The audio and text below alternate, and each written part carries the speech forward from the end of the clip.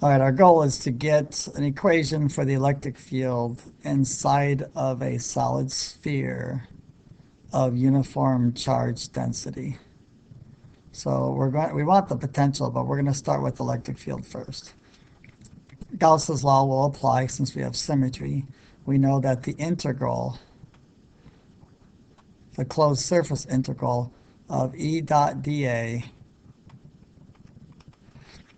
does equal Q inside over epsilon naught. So of course we need to figure out what Q inside is. Well, we have a uniform density of charge, so our rho does equal Q over volume. So all we need then is a proportion.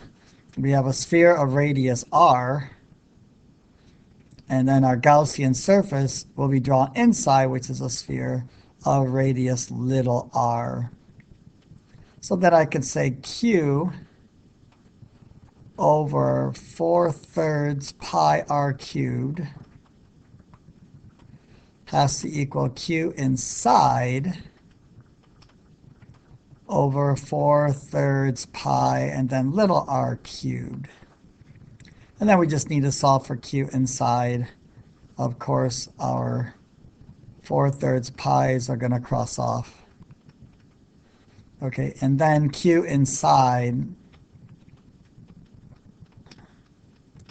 is going to equal Q little r cubed all over big R cubed.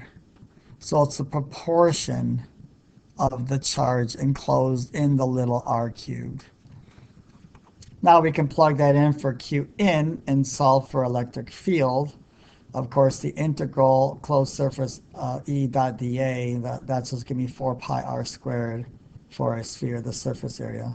So then I've got E times 4 pi, and now this is going to be little r squared because that's the surface of our Gaussian surface, is equal to our Q inside, which is Q little r cubed over r cubed, like this. And of course, we need an epsilon naught also on the bottom. So there's an epsilon naught there. Now, of course, our r squared and our r cubed, that's going to cancel out. We'll be left with 1r there. So then our electric field, when we're done, E is going to equal Q little r divided by 4 pi r cubed epsilon naught. So that's the value of the electric field at a distance r from the center of the circle or the sphere.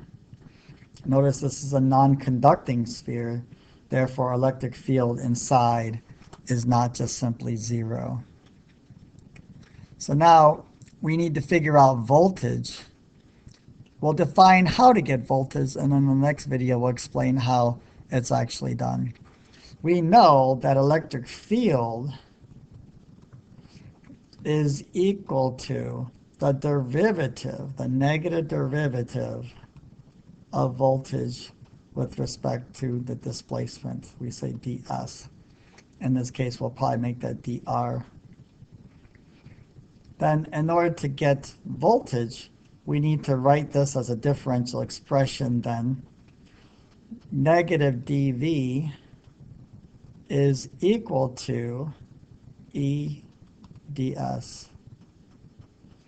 So we're going to have to integrate both sides of this in order to get our electric field into potential voltage from the center of this circle, this sphere.